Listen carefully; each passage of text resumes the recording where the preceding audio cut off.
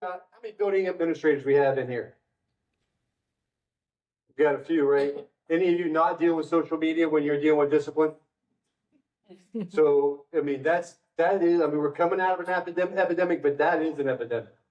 Because in our buildings, and it's not just high schools or junior highs, it's elementary buildings, we're dealing with social media issues that come from outside into that building and disrupt that building. And then it's never just a little surface area something. Once you have to get into it, it becomes a big deal. So it's a lot of time, it's a lot of resources, it's a lot of things, solutions trying to get so you don't get to be where Tracy is, so you can try to help that. Kids are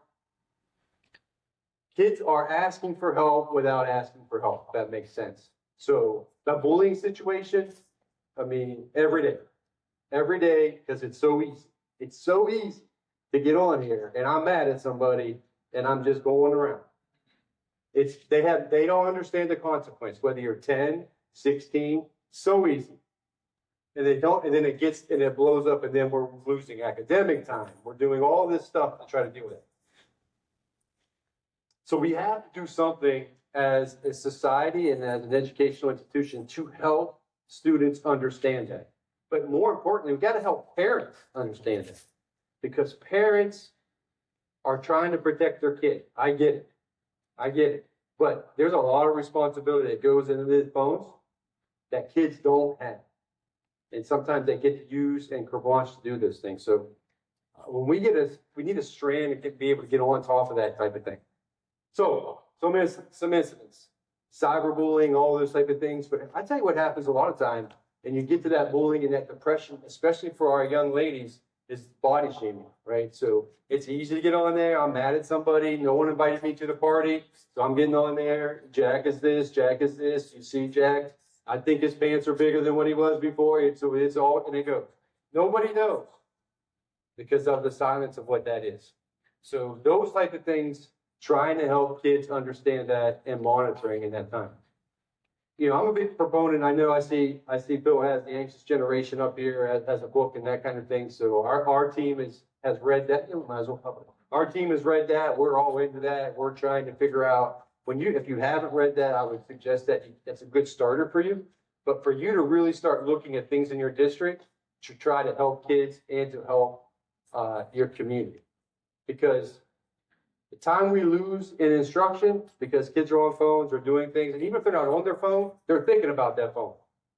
Who's liking my DM? What did Taylor Swift say today? Is that buzzing in my pocket? So when they know they have access to that, that's taken away from their focus of what we're trying to do in class. So a lot of things going on and trying to get those things under wraps a little bit and get on them. What's nice about, I know it's not a cyber safety type of thing, but what's nice about cyber safety, it helps us do that.